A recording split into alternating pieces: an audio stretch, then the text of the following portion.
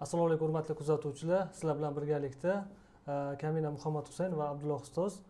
Bugun biz o'quvchilarni sertifikatsiyalash bo'yicha demak podkast formatidagi aynan mana shu ko'rsatuvimizni joylamoqchimiz. Buning uchun esa hozir biz qizg'in munozara olib boramiz. Agar tayyor bo'lsangiz, biz tayyormiz. To'g'rimi Abdulloh ustoz? Boshlasak bo'ladi. Assalomu alaykum. Avvalo bugungi ko'rsatuvimiz mavzusini qisqacha tushuntiradigan bo'lsam, o'zi bilasizlar, mental arifmetika ham yildan yilga butun dunyoda, mog'inda O'zbekistonda ham rosa ham keng ommalashib boryapti.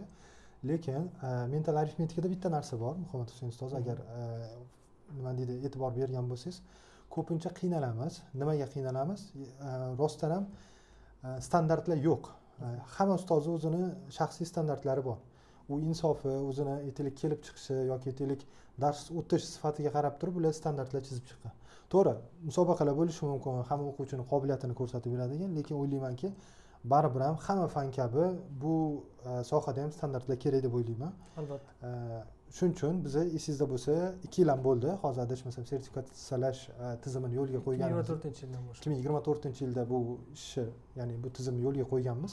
Shu paytgacha unaqa juda ham ko'p ommalasha olmadik-ku, lekin ko'p ustozlar mana shu sertifikatsiyalashdan onlayn va offlayn foydalanib kelishadi. O'zingiz mana shu jarayonlarda, mana offlayn ayniqsa sertifikatsiyalash jarayonlarida qatnashgan, ya'ni nazoratchi sifatida qatnashgan mutaxassis sifatida fikrlaringiz qanaqa? Demak, o'sha sertifikatsiyalash o'z bizga masalan mana kerakmi yoki bu aynan o'quvchiga nima beradi degan savollar ko'pincha berishadi. Birinchi navbatda aynan biz sertifikatsiyalash haqida gapiradigan bo'lsak, mana umumiy hammaga tushunarli qiladigan bo'lsak, hozir deylik biron bir endi ishimiz tushmasin-ku, lekin biron bir vrachga ishimiz tushib boradigan bo'lsa, u bizga qanaqadir davolash, terapiya qo'llash uchun uni xalqaro o'zini anaqasi bu, protokollari bu. O'sha protokollar bo'yicha har qanaqa vrach ham baribir ishlaydi. Demak, vrach shunchaki o'z-o'zidan nimanidir ixtiro qilmaydi, balki protokol bo'yicha ishlaydi. Endi bizada ham mental arifmetika bo'yicha ham xuddi shunaqangi protokol desak bo'ladi, ana shu sertifikatsiyalashni. Ya'ni aslida biz o'quvchilar mana hozir 12 ta darajalar to'g'risida gaplashib boramiz. Aynan 12 ta daraja va shu 12 ta darajada o'quvchini tezligi va ishlay olish ko'nikmasini baholash haqiqatdan ham u o'sha o'quvchini mental arifmetika to'garaklarida o'zlashtirishini aniq baholaydigan bir mezon sifatida qarasak bo'ladi. O'sha uchun demak biz birinchi navbatda aytsak bo'ladi, bu xalqaro standart. Albatta maksimal mana shu standart bo'yicha ishlashimiz kerak o'quvchini namoyon qilish uchun. Va biz O'zbekistonda bugun bizga kerakmi degan savolga albatta kerak, chunki yuqorida aytib o'tganingizdek, hozir hammada har xillik. Hammani demak boshini bitta joyga jamlash uchun ham aynan mana shunaqangi tizim kerak. Xo'p, endi qarang, men ustoz sifatida bu narsaga qarasam, endi masalan o'zimni mental arifmetikadan dars beradigan 50 ta o'quvchisi bor, ustoz deb bilsam, aslida nima uchun men mana shu sertifikatsiyadan bolalarimni o'tkazishim kerak? Bilasiz, bu bepul emas. Har bitta ishtirokchi uchun 15 ming so'mdan to'lovi bor. Mana shu holatda siz shu loyihadagi ekspert sifatida buni ochib bering. Nima uchun o'tkazishim kerak? Xo'p, masalan mana 50 ta o'quvchingiz bor deylik, sizga bergan har bir ota-ona natija so'raydi. Lekin masalan mutaxassis sifatida menda shu yerda savol paydo bo'ladi-ku, natija o'zi, masalan natija deganda o'zi nima nazarda tutilyapti? Masalan ota-onaning mezoni bo'yicha va demak o'qituvchining mezoni bo'yicha. O'sha paytda men aytaman, bu o'qituvchini o'sha sertifikatsiyalash o'qituvchini pasporti ko'rsatadigan. Demak mana shu pasport ko'rsatish orqali masalan mana 8-darajaga o'quvchi farzandingiz kela oldi. Hozircha mana shu etapda biz deb mana ko'rsatish mumkin va ota-ona ham, ota-onalarda ham demak tushuncha paydo bo'ladiki, demak haqiqatdan ham shu dastur bo'yicha pog'ona ishlab borish farzandimni haqiqatdan ham o'sayotganligini shu sohada ko'rsatadi degan bir xulosa paydo bo'ladi. Hozir mana shunaqa narsa shu pasport yo'qligi uchun demak hamma o'zini dasturi bo'yicha o'zi bilgancha demak ish olib boryapti. O'sha uchun ham garchi ham bu pullik bo'lsa-da, bizga kerak birinchi navbatda natija nima ekanligini ham ota-onaga ham o'qituvchida aynan bitta qilish uchun, aynan bir xil tushunchaga kelish uchun kerak. Xo'p, endi men qarashlarim bu bo'yicha endi soddoroq tushuntirib beradigan bo'lsam, agar men ustoz bo'lsam, nima uchun bu sertifikatsiyalashda qatnashish kerak men o'quvchilarim degan savolga ko'rardimki, birinchi navbatda aytganingizdek, ota-onalar oldida aniq bir konkret hisobot. Masalan, bolangiz yaxshi o'qiyapti, bu nisbiy tushunchada baribir. Masalan, kimi o'quvchilarga nisbatan yaxshi, qaysi darajaga yoki qaysi mezonga ko'ra yaxshi degan holat bor. bu aniq. Masalan biz ham bu sertifikatsiyalash tizimini o'ylaymanki osmondan olib qo'ymaganmiz. Bilasiz, o'sha xalqaro standartlari bu yoqqa shunchaki joriy qilindi. 12 ta daraja bo'lsa, har oy bola sertifikatsiyadan o'tadi. Masalan, o'qiyotgan bir oy to'lsa, masalan, kursiga. To'garaga bir oy to'lsa, sertifikatsiyadan o'tadi, ota-ona ham bemalol ko'ra oladi, o'sti yo'q. Ustozga baho bera oladi.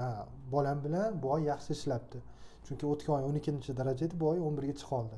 Demak, nimadir qilganki, ustida ishlaganki, shu darajaga chiqdi, ko'ra oladi. Keyingi masala, bilasiz, mana mental arifmetika ustozlarida ko'p shogirdlaringiz ham bor. O'quvchilarni umri juda ham qisqa, kursdagi umri. Masalan, boshqa to'garaklarga, fan to'garaklarga solishtirsangiz, masalan, matematikani oling yoki ingliz tilini oling, ularda 6 oydan 1 yilgacha bo'lsa kerak, o'rtacha bolalarni kursga qatnashishi. Lekin mental arifmetikada bu narsa 3 oydan 6 oygacha. Ko'pincha ota-ona nima paydo bo'ladi? Men tushunishimcha, ota-ona sifatida o'ylasam, o'ylaymanki, bolam zo'r ishlayapti, qo'lida hisob-kitob qilyapti. Ha, bo'ldi, endi boshqa narsaga bering.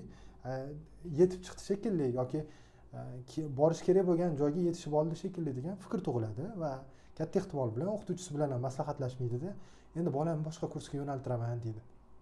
Va bu aslida ko'pincha noto'g'ri narsa, chunki bir narsadan foyda olishi o'zini ya'ni shug'ullanish davomiyligi juda ham bog'liq. Masalan, sport bo'lsa, aytaylik, siz bolangizni, o'g'lingizni boksga berdingiz. Bir oyda bola aytaylik, o'sha boksni hamma texnikalarini o'rgandi. Qanday qilib o'sha tik turiladi, qanday himoyalanadi, qanday zarba uriladi, ularni o'rganib oldi. Bo'ldimi, siz bolangizni olib qo'yasizmi? Yo'q, olmaysiz. Davomiy mashg'ulot kerak. Chunki bunda odamlarning tushunchasi bor, lekin mana mental arifmetikaga ilk marta bolasini bergan ota-onada bu narsa yo'q. Shuning uchun o'ylaymanki, sertifikatsiyalash yana bitta plyus tarafi, ya'ni afzalligi shundaki, ustozlarni, o'quvchilarini kursga, pulli to'garaklarga qatnash davomiyligini uzaytiradi. Bu ham ayniqsa o'qituvchi tomonidan juda ham katta plyus deb o'ylayman. To'g'ri. Xo'p.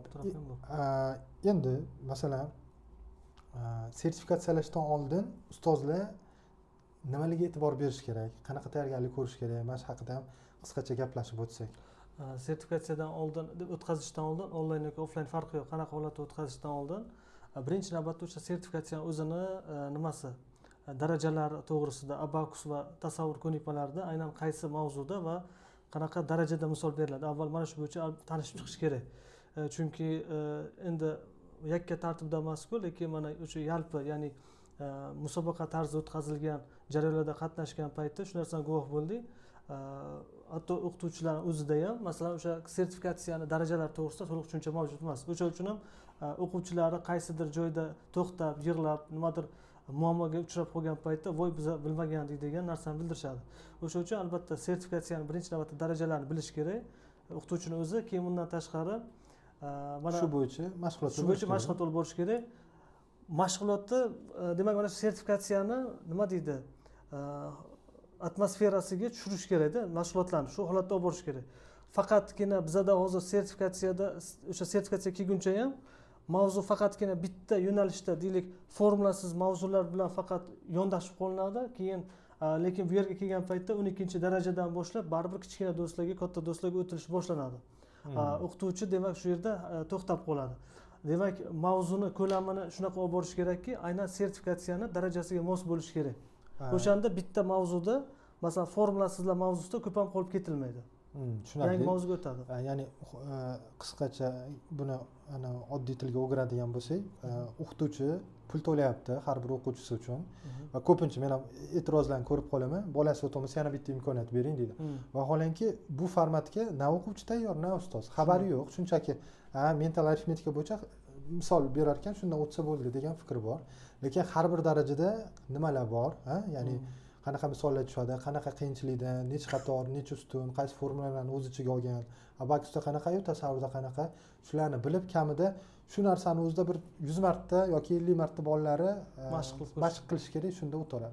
Ya'ni xuddi bu abituriyentlik yoki IELTS bor-ku, asli siz ingliz tilini bemalol o'zingizni ifodalaydigan darajada o'sha gapirib, yozib yoki nutqingiz yoki aytaylik o'qish darajasi tushunsangiz ham, lekin siz IELTS imtihoniga kirsangiz, aynan mana shu imtihonlarga tayyorlangan bolalardek natija qila olmaysizda. Chunki ular 8 ola oladigan joyda sizni bilimingiz 8 ga tortishi mumkin, lekin sizda mashq bo'lmagan, ularning formatiga moslashmagan. Shu formatga moslashilmagan. demak hozir biza sertifikatsiyalash jarayonida bilasiz alohida xodim qo'yilgan. Mana shu xodimamizga biz tushuntirishimiz kerakki, o'zi odatda og'zaki ustozlarga aytamiz, 12 daraja mana bunaqa misollar tushadi, ko'rib oling, tanishib chiqing deymiz. Shu narsani yana ham chuqurroq, yana ham qattiqroq eslatma qilar ekanmiz. Endi o'zi qarang, bizda hozir onlayn va offlayn topshirsa bo'ladi va bitta tarafi onlaynda hozir 90% aynan o'quvchilarni sertifikatsiyadan o'tkazadigan ustozlarning 90% onlayn format tanlaydi, chunki bu yoqqa kelib ketish bilasiz o'zi emas. Ya'ni hamma hududlarda bizda hozir sertifikatsiyadan o'tkazish markazlari yoki tilllik sharoitlarimiz yo'q. Shuning uchun onlayn tanlashadi. Onlaynda platforma tanlaganmiz. Va mana shuni jarayonni bitta tushuntirib bering. Platformalar qanday ishlash kerak o'zi. Ya'ni tayyorgarlik jarayonida platformalardan qanchalik ko'p foydalanish kerak yoki qanaqa, ya'ni ustozlarga tavsiya bersangiz bo'ladi. Xo'p. Demak, o'sha sertifikatsiyani onlayn ravishda topshiradigan ustozlarimiz soni ko'p va asosan shu o'zi format. Mana kamdan kam offlayn rejim. Bu ham Toshkent shahrida ish faoliyatini olib boradigan ustozlar kelishadi. Odatda viloyatlardan murojaat qilishadi. Endi demak, viloyatdan murojaat qilishgan paytda biz ularga ikki xil misol uchun formatda tavsiya qilishimiz mumkin. Lekin birinchisi juda ham anaqa ehtimoli kam. Nimaga? Birinchisi ekranda deylik mana shu misollar qog'ozini chiqarib ko'rsatish bo'lishi mumkin mana buni.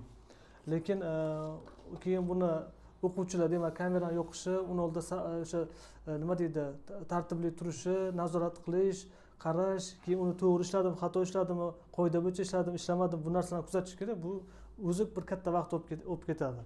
O'sha uchun baribir trenajyor eng yaxshisi, chunki tayyor misol chiqaradi, ko'rsatadi. Shuni inobatga olib, demak, ikkinchi yo'lga trenajyorda ishlashga tayyorgarlik ko'rish kerak. Buni tayyorgarlik ko'rish uchun umumiy birinchi holati biz o'zi darslarimizda demak trenajyordan to'laqonli foydalanishimiz shart. Davomli foydalanishimiz kerak. Bu sertifikatsiyada misol uchun olib borish, olib bormaslikdan tashqari umuman olganda baribir ishlatishimiz kerak. Demak, trenajyordan foydalanish birinchidan o'quvchini aynan mana shunaqangi tipdagi musobaqa hamda qanaqadir olimpiada onlaynlarda bo'ladigan bo'lsa tayyorgarligini demak to'g'ridan-to'g'ri yaxshilab beradi. Keyin ikkinchidan masalan trenajyorda ham misol ishlatayotgan paytimizda endi bizda mana abakus bosqichi va tasavvurda ishlash ikkita bosqich, ya'ni o'quvchi ikki xil ko'nikma sinaladi. O'sha masalan ustunli misollarni chiqaradigan bo'lsak, o'quvchi abakusda ishlab beradi. Endi biza demak mana ustozlarga tavsiya sifatida shu ketadiki, ustunli misollar, uni ustunli mana o'sha sertifikatsiya o'zining darajasida nima deydi, sozlamalarda ko'rsatilgan qanaqa tipda misol berilsa, demak xuddi shunaqa tipga misollarni to'g'rilab, abakusda misol ishlashni demak mashq qilish trenajyorga qarab. Demak, ko'z ham ekranga, ham abakusga moslashish kerak.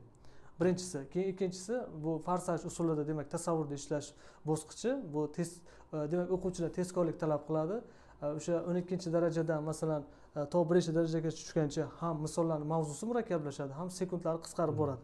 Demak, farsajda ham, ya'ni ekranda chiqib turadigan formatda ham o'quvchilarni albatta mashq qildirish kerak. Demak, umumiy qisqacha xulosa, umumiy demak tayyorgarlik albatta trenajyorda darslarni boshidan boshlanadi. Keyin xos tayyorgarlik aynan sertifikatsiya o'zini darajasiga mos qilib tayyorgarlik ko'rish kerak. O'zi trenajyordan foydalanish bo'yicha alohida bir podkast qilsak bo'ladi. Masalan shu trenajyorda ishlab chiqilishida kelgan ustozlarni ham bir chaqirib qilsak bo'lar ekan. Ya'ni masalan to'g'ri aytdingiz, ya'ni masalan abakus mental arifmetika darslari qanchalik ajralmas o'quv quroli bo'lsa, trenajyor ham shunaqa bo'lishi kerak. Hozir shunaqa ahamiyati yuqori. Ahamiyati juda ham yuqori. Endi masalan men buni bilaman, lekin sizga boshqa ustozlar tushunish uchun savol qo'yib beraman. Masalan, men aytaylik, siz o'qituvchisiz, o'quvchilarga dars berasiz. Baribir bizni inson tabiatida aldash bor-da. Aldash qanaqa? O'quvchisini yaxshiroq natija qilishi uchun hatto ingliz tilida cheating deydi, ya'ni imtihon jarayonida aldovlar, har xil hiylalar ishlatishga harakat qilinadi. Bu sertifikatsiya jarayoni qanchalik shaffof onlayn bo'lsa, bunda qanaqa ishlanadi, shuni siz yoritib bersangiz.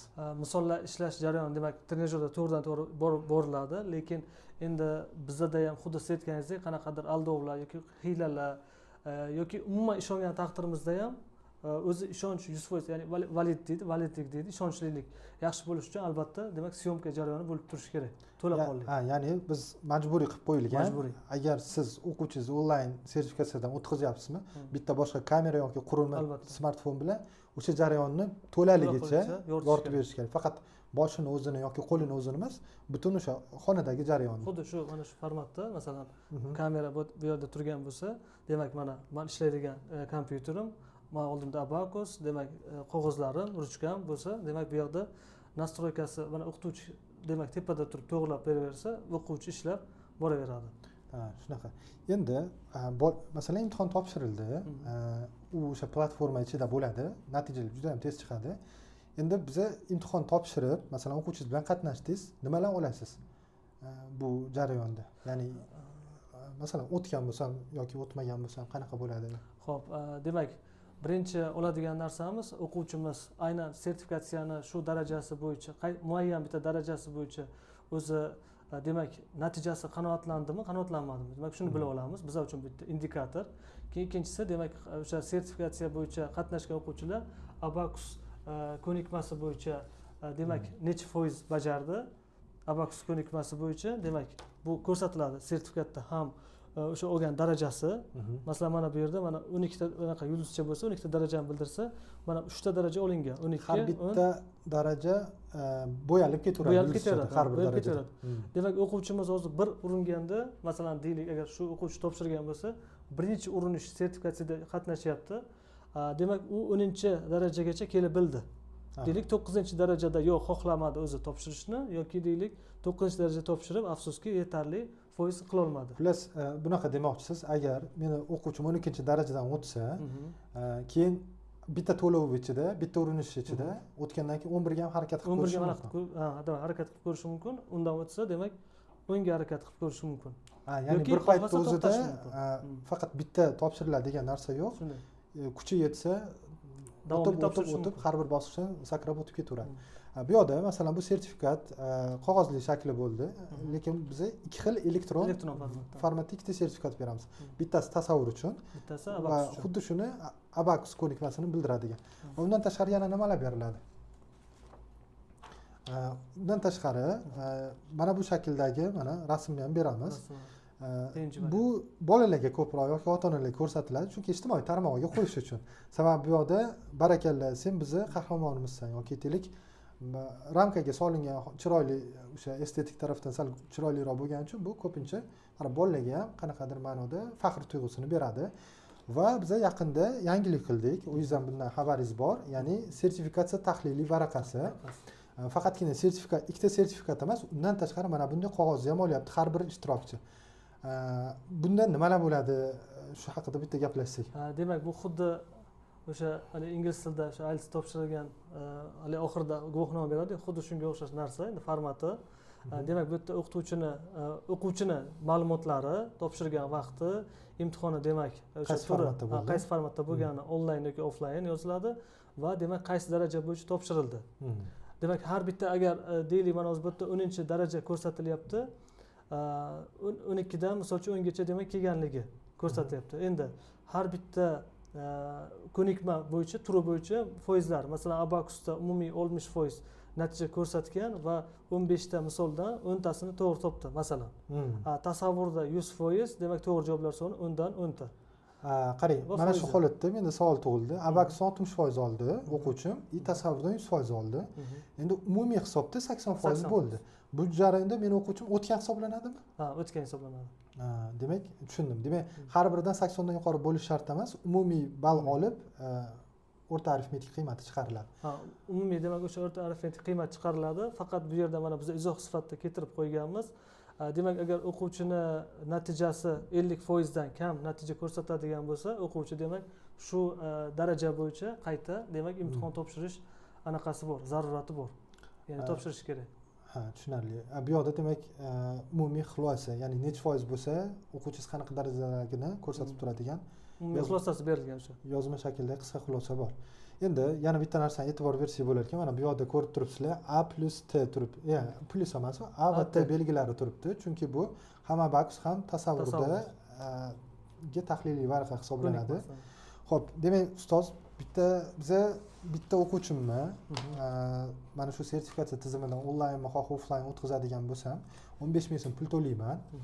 va ma'lum belgilangan vaqtda o'quvchilarni yig'ib turaman va o'sha yerda qatnashib ishtirok etsam bo'ladi va ikkita sertifikat, bitta tahlil varaqasi va undan tashqari o'sha ijtimoiy tarmoqlarga ulashish uchun chiroyli ko'rinishni olaman. Endi yana oddiy ustoz sifatida menda savol tug'iladi. Men 15 mingdan 10 ta bolamni qatnashtirdim, 150 ming to'ladim.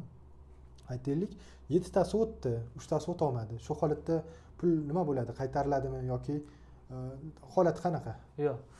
Demak, masalan, deylik, sizda agar 10 ta o'quvchingiz qatnashtirgan bo'lsangiz agar, shundan 7 tasi o'tdi va 3 tasi o'ta olmadi. Demak, 7 ta o'tgani bu qilingan to'lov albatta qoladi.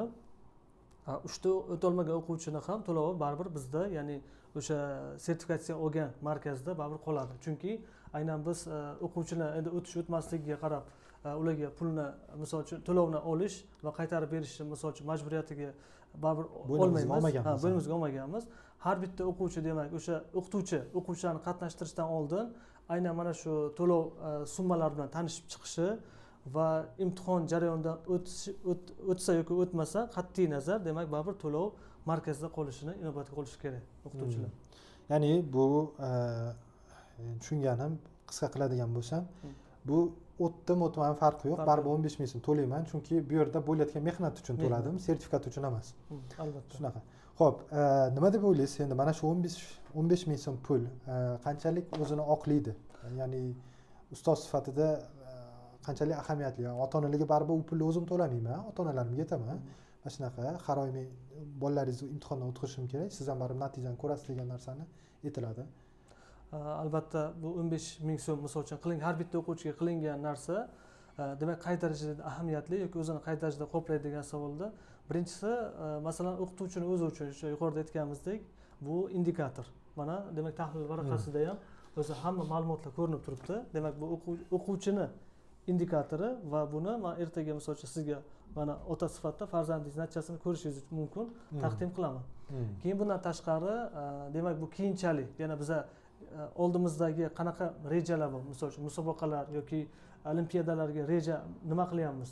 Aynan o'sha marshrutga aniqlab olish uchun ham, demak, bu ham bizga bitta yo'nalish berib turadi. Demak, biza keyingi oyda, deylik, masalan, Turkiyada bo'ladigan olimpiadaga biz tayyormiz yoki hali tayyorgarlik ko'rish kerak.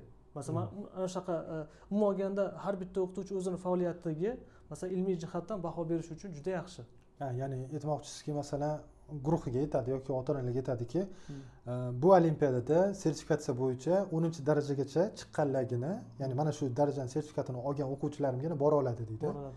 Ya'ni yoppasiga ommadan hammani olib ketavermaydi. Xohlagan o'quvchini emas, balki o'sha chiqqan. Keyin bundan tashqari mana bu narsa ham yana o'quvchilar uchun qo'shimcha motivatsiya hisoblanadi.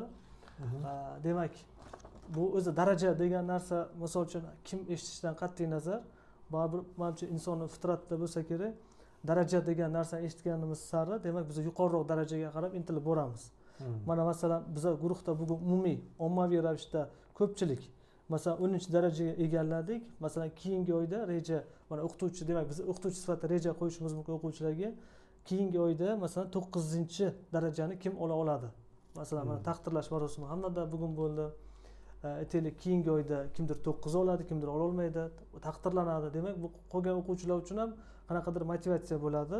Ham o'zi o'quvchini o'zi xursand, ham demak darajalarga qarab, demak, o'sha nima deydi, oldimlaydi. Va yuqorida aytganingizdek, o'quvchilarni guruhda saqlab qolish imkoniyati ham kerak bo'lsa, shuni evaziga ancha uzayadi. O'quvchi mana dunyoqarashi bilan qaraydigan bo'lsak, hozirgi bolalar baribir bilasiz, ko'proq nima deydi, miyasi ishlashi, dopamin olishi bu gamifikatsiya ustiga bo'lib qolgan. Ya'ni ular har bir bosqichdan o'tsa qanaqadir boshqacha lazzat oladi, maza qiladi o'sha jarayonni. Bu tarafdan ham demak bolalarga rosa ham fan qiziqarliligi oshar ekan. Albatta. Endi qarang, bitta savol tug'iladi. Men qanaqa qilib, masalan, ota-onalar aytadi, o'zi sizga 300 ming yoki 350 ming har xil hududlarda hozir mental arifmetikaning oylik to'lovlari. Mana shuncha to'lasam, palonchi ustoz, yana 15 mingdan bolamga to'laymanmi degan masalan salbiyroq fikrga qanaqa qilib men jo'yali anaqalab bersam bo'ladi, mulohaza bersam. Demak, o'zi mana bitta o'qituvchi agar dars o'tib borayotgan bo'lsa, masalan shu o'quvchidan oladigan summasi faqat dars o'tish jarayoni uchun demak olinadi. Bu 15 mingdan tashqari mana 100 ming, 150 ming, 200 ming, 300 ming va hokazo mana bunaqa katta summalarga musobaqalar ham tashkil qilinadi. Endi masalan ota-ona o'sha olimpiadada agar farzandingiz qatnashadi degan paytda masalan 100 ming, 200 ming o'sha olimpiadada qatnash to'lovini berib biladi. Masalan beradi tayyor shu narsaga. Lekin 15 ming so'm yoki 10 ming so'mlik qanaqadir to'lovlarda voy endi shuni ham beramanmi deb misol uchun fikr keladi. Vaholanki bu 15 ming so'm masalan u katta olimpiadadan misol uchun to'lab oldi hech narsa emas. Ya'ni ota-ona ana his qilish kerak bo'lgan narsa bunga agar o'sha to'lov qilib o'quvchi ya'ni farzandini imtihon qildiradigan bo'lsa, ustozi ham bir bilim darajasini, bir sifatini ko'rib oladi. Ham ya'ni farzandi bir oy davomida nimaga erishdi, nimaga erisha olmadi, uni ham ko'rsa bo'ladi. Shunaqa. Endi tabiiy savol tug'iladi. Masalan, ustoz Rahimov aytingchi, masalan, har doim ota-onalar shunaqa tushuncha paydo bo'lib qolishi mumkin. Har oy meni o'quvchim, ya'ni meni farzandim bitta daraja o'tib borish kerak deb. Lekin vaholanki, o'zingiz mana sertifikatsiya tizimini bilasiz, 10-darajadan keyin bir oyda bitta daraja o'ta olmaydi. Kamida 2 oy kerak bitta darajani zabt etish uchun. Shu jarayonda men masalan shaxsan o'ylaganim, har bir ustoz topshirib turaverishi kerak. O'shanga yetmadi ko'rib oladi. Bilasiz, o'sha mana bu sertifikatlar, tahlil varaqasini olish uchun, ya'ni o'ta olmasa ham tahlil varaqasi beriladi odatda, lekin sertifikatni qo'lga kiritish uchun har bir darajani sertifikatini unda 80% dan yuqori natija bo'lishi kerak, umumiy ikkalasini qo'shib turib o'rta arifmetikini chiqarganda. Ya'ni bu jarayon qanaqa ustoz sifatida yoki o'sha bolalarga dars beradigan trener sifatida bu holatda qanaqa izohlashimiz kerak bolalarga, ota-onalarga? Demak, o'zi nima deydi? Mana sertifikatsiyani misol uchun agar har oyda topshirib, o'zi mana yuqorida aytganingizdek, o'sha 10-darajadan pastga qarab, 9-8 ga qarab borgan paytda, masalan, har oy topshirish kerak degan narsa, masalan, nima deydi? Haqiqatdan uzoqlashib boradi. Chunki har oy misol uchun bitta yulduzcha olish qiyin narsada, keyinchalik murakkablashib boradi. Lekin o'qituvchilarda shu paytda endi mayli agar ota-onasi to'lashga tayyor bo'lsa, qatnashtirib ko'rsin. Lekin deylik, masalan, bir marta qatnashtirdi, 9-da yoki 8-darajada o'rin ola olmadi, yiqildi. Masalan, endi keyingi martasida o'qituvchi ham hali qatiq puflab ichadigan bo'ladi. Endi bu ham haqiqat vaqt ota-onadan qanaqa pul so'rayman deb. O'sha uchun ota-onalar, o'qituvchilar uchun misol uchun imkoniyat, sertifikatsiyani masalan biz mana kanalda ham o'sha jadvali turibdi, keyin uni namuna misollari ham turibdi, marhamat. Xuddi shunaqa namuna misollar tayyorlab yoki o'sha namunalarni olib, ko'rsatib, ishlatib ko'rish mumkin. Agar o'quvchi masalan taqriban shu keyingi pog'onaga tayyor bo'lsa, demak ozgina tayyorgarlik ko'rib, keyin topshirishlari mumkin. Ya'ni pul olishda o'sha to'lovlar haqida ota-onaga ma'lumot berish uchun demak shunaqa usul qo'llagan yaxshi. Haligi qiyoslaydigan bo'lsak, masalan, siz mana til sertifikatiga yoki IELTS imtihoniga kirasizmi? Undan oldin siz mock test deydi, masalan, o'shunaqa xuddi o'sha formatda uyushtirilgan testlarni qilib, rostdan bolam loyiqmi? Loyiq bo'lganda 90-100% natija qilayotganda keyin olib kirish kerak. Chunki baribir hayajon bo'ladi, onlayn begona odamlar bo'ladi, texnik imkoniyatlar, o'shani hisobga olib turib, sal qobiliyati o'sha darajadan 10% yuqoriroq bo'lsa, olish ehtimoli kattaroq bo'lar ekan. Endi masalan, hop, mental arifmetika trenerlari hop, dars o'tyapti, olimpiadalar bor, masalan, ular ko'pincha o'zini imtihon qiladigan yoki 6 oy o'qitgan o'quvchisini shu darajaga chiqqan. Endi mana sertifikatsiya ham kirib kelyapti. Nima deb o'ylaysiz? Sertifikatsiyani mental arifmetika sohasini umuman olganda O'zbekiston xalqaro miqyosda yaxshilashga qo'shadigan hissasi qanchalik ahamiyatli? Agar sertifikatsiyani misol uchun ommalashtirish yalpi ma'noda misol uchun haqiqatdan ham ishlasa, ya'ni umumiy hammaga biz shuni ishlata olsak yoki hamma qabul qilib shuni ishlab olsa, olimpiadalar sifati ham o'ylayman ancha aniq qiladi, oshadi. Chunki biza o'zi asosiy sertifikatsiyani o'zi kiritishdan maqsad o'zi nima edi? Maqsad demak bir xil mavzu, bir xil tip, bir xil formatdagi olimpiadalardan qochish. O'quvchilarning darajasini o'stirish. Bolalar darajasini o'stirish, hali ko'lamini kengaytirish. Faqat tor bitta mavzuga qaratib qo'yilgan olimpiadalardan kechib, demak, tarmoqli, demak o'sha olimpiadalar. Chunki mental arifmetika degani yuqorida suhbat boshida ham aytib o'tdingiz, ota-onalarning tushunchasida yoki o'quvchining tushunchasida, hattoki nima deydi, pedagog bo'lgan kishilar masalan mana suhbatda ko'ramiz, pedagog bo'lgan kishilarning o'rtasida ham bitta bu aynan mental fitness to'g'risida suhbat ketganda faqat qo'shib ayruv degan tushuncha kelib qoladi. Qani ko'paytiruv, bo'luv, mana biz 6 kunlik darslarimizda ham, 1 oylik kurslarimizda ham trenerlarga dars o'tayotganda masalan qo'shib ayruv ham, ko'paytiruv, bo'luv, daraja, ildiz, mana murakkab mavzular o'tamiz. Lekin bu mavzular qayerda qolib ketdi? O'sha uchun demak sertifikatsiyadan maqsad o'sha ommalashtirish va ommalashtirish ortidan mental fizikani haqiqiy ta'mini tattirib ko'rish, haqiqiy ta'mi qanaqa ekanligini bildirish. O'zi mental arifmetikada o'quvchilarni sertifikatsiyalash 3 tomon deydigan bo'lsak, har biri uchun juda ham foydali. Birinchi o'rinda eng katta foyda bu mental arifmetika ustoziga, sababi o'quvchilarning umri uzayadi, ota-onaning oldida yuzi yorug' bo'ladi, ota-ona doimiy bolasining darajasini bilib turgani uchun, masalan, hozir u 12-darajada turgan bolasini aniq biladi, 1-darajagacha borishini. Bu o'sha guruhini ochganda, ochiq dars paytida buni tushuntirish kerak ekan. Men mana bu tizim orqali o'qitaman. Bolalaringiz 12-darajadan 1-darajagacha borish kerak. Shunga taxminan 2 yil vaqt ketadi. Shuning uchun ota-onalar bu narsaga tayyor bo'linglar deb aytib qo'yiladigan bo'lsa, bu yana ham yaxshi bo'ladi. Albatta. Ota-ona tarafdan ustozni nazorat qila oladi, rostdan ham sifatli dars o'tyapti yoki yo'q, rostdan ham malakali yoki o'zini bir nima deydi, yuqori bir dars o'tish tizimi bor yo'qligini uni bilsa bo'ladi va bola tarafdan ham bolada qo'shimcha intilish, har bir darajani sertifikatini qo'lga kiritib xuddi nima deydi, pog'ona borib eng cho'qqiga chiqish degan narsa ham turar ekan. Shunday. Endi xo'p, biza mana shu tizimni tepasida yoki mana shu tizimni olg'a surayotgan odamlar sifatida ustozlarga nimalarni tavsiya qilamiz aynan sertifikatsiyalash bo'yicha? Ya'ni ular bu sertifikatsiyalash tizimini ishlatmasa nimalarni yo'qotadi? Shuni haqida gaplashaylik. Topadiganlarni aytdik, erishadiganlarni aytdik, yo'qotadigan narsalar. O'quvchi yo'qotadi.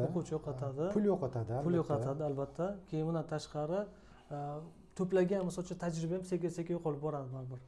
Chunki o'quvchilar qisqa muddatda chiqib ketavergandan keyin tabiiy ravishda shunaqa hozir. Tabiiy ravishda shunaqa. Mana malaka oshirish guruhlarida misol uchun qayta o'qiyotgan ustozlar bilan suhbat qilgan paytda 2 yil, 3 yil oldin misol uchun o'qishga, mayli kimdir o'rtada qanaqadir tanaffus qilgan bo'lishi mumkin, lekin kimdir aytadi, masalan, bog'chada yoki o'sha maktab bolalarga dars o'tgan paytda faqat qo'shib ayirib o'tib, qolganlari esimdan chiqib ketdi deyishadi. Demak, tajriba ham yo'qolib boradi. O'sha uchun ham demak sertifikatsiya ustida ham ishlash kerakki, har holda tajribani saqlab qolish uchun ham. Keyin bundan tashqari, demak, yo'qotadigan narsa bu faqat bitta o'qituvchi emas, unikal holatda emas, umumiy holatda barcha bizning mental fizika ustozlar yo'qotadigan narsa fanni reputatsiyasi, demak, fan obro'sizlashi boraveradi, ahamiyatsiz shunchaki vaqtda o'tkazadigan to'garak sifatida odamlar miyasida shakllanib qoladi. Demak, biz hozir mana shu imkoniyatdan foydalanib mental arifmetika ustozlariga qilishimiz kerak bo'lgan nima deydi, tavsiyalar, murojaatimiz, ya'ni shu sohani agar sizlar rostdan ham sevsanglar, shu sohani foydali va bolalar kelajagiga kerakli fan deb biladigan bo'lsanglar, albatta yo mayli ustozpurin sertifikatsiyalash tizimi, xoh o'zingizni shaxsiy agar erinmasangiz sertifikatsiyalash uslubingizni ishlab chiqing va o'quvchilaringizni har doim davomiy oyda bir marta albatta mana shunaqa tizim imtihonlardan o'tkazib turishni qattiq tavsiya qilamiz. Albatta. Shunda fan yaxshilanadi, odamlar bu fanga jiddiyroq qaraydi, sifatli o'quvchilar chiqishni boshlaydi va mental arifmetikadan ko'zlangan maqsad bolalarda ko'rinadi. Albatta. Ya'ni chala bolalar chiqmaydi-da shunda. Butun. Endi ustoz, oxirgi mana menda hozir siz bilan suhbat jarayonida bitta xulosa keldi. Siz baribir mana ustozpurida pedagoglar tayyorlash bo'yicha katta ustozsiz.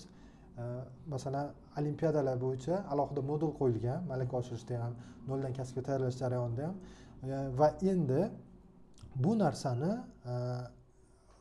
ya'ni sertifikatsiyalashni aytib o'tiladi darslar jarayonida, lekin yana ham bir ahamiyatini oshirish uchun offline, onlayn, noldan yoki tilk malaka oshirish o'sha dars yoki trening yoki seminarlarimizda albatta buni ham bir modul qilib, ahamiyati xuddi hozir siz bilan suhbatlashganimizda topadigan narsamiz, mana shu standartda ham qo'shib borsak bo'lar ekan. Bo'ladi. Mana shu hozirgi bo'layotgan mana suhbat jarayonimizdan zapis ketyapti. Xudo xolasa mana shu zapisni ham ustozlarga berib qo'yish, keyin yana bitta narsa o'sha endi bu biz menimcha o'qituvchilarga, ya'ni bizga bu yerda jamoadagi ustozlarga menimcha ortiqcha yuk bo'lmasa, yuk bo'lmaydi, lekin mana hozir bizda bitirayotgan offline yoki onlayn bitiradiganlarga bir oy Mindspace'dan foydalanish uchun bepul imkoniyat beramiz. Birinchi o'qiganlarga. Birinchi o'qiganlarga. Shu Mindspace'dan foydalanish uchun menimcha bitta bitta shart qo'yib keyin bersak menimcha yaxshiroqmi deyman. Ya'ni shart shundan iboratki, o'sha yerda sertifikatsiya topshirish jarayonini o'tib, natijalar chiqsa, biz uchun ham misol uchun ma'lumot qoladi. Ular o'zi uchun ham demak, yaxshi ma'lumot. Ya'ni ustozlarning o'zini sertifikatsiyalash. Ya'ni oxirgi imtihon jarayonimiz mana shu formatga to'g'rilab qo'ysa ham bo'lar ekan.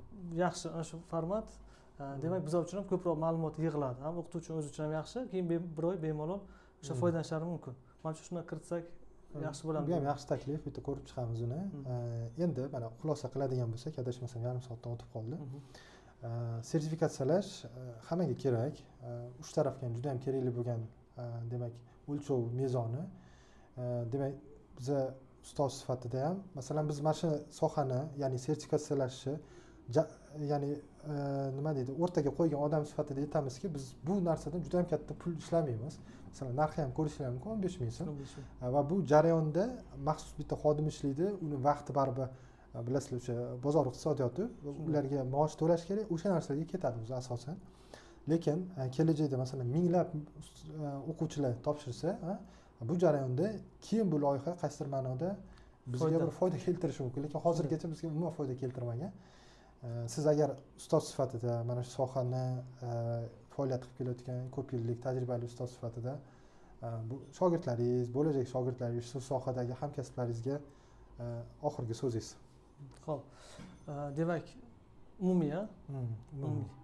Masalan, histogenetik degan narsani eshitganmiz? Mutaxassislik histogenetik. Yo'q. Masalan, histogenetikdagi men institutda histogenetik man desa, masalan, wow deyaveradi-da. Ya'ni siz lokomotivsiz deganida, to'xtash. Histogenetik. Yo'q, noyob kasb. Lekin men bir narsaga hayron qolamanki, masalan uchun to'g'ri noyob, haqiqatan ham. Lekin uni hamma ham histogenetik bo'lmaydi-da, masalan uchun. Mana biz hatto eshitmaganmiz ham, masalan uchun. Bunaqa eshitmagan sohalarimiz qancha. Lekin men arifmetika masalan yoki shu bog'chop va boshlang'ich o'qituvchisi deganda baribir istasak istamasak hammamiz eshitamiz. Baribir bu umumiy soha. Va demak umumiy soha, hammasi o'zi umumiy sohadan boshlanadi. Demak shu sohalardan bittasi masalan men arifmetika bo'ladigan bo'lsa, o'zi mustahkamlash jarayoni masalan ketyapti-da. Istasak istamasak mana shuni harakatda biza, shuni harakatda misol uchun boshqa o'qituvchilar va demak o'shani mustahkamlash uchun bu bitta vosita sifatida biza aynan sertifikatsiyalashni mana kiritib shuni targ'ib qilyapmiz.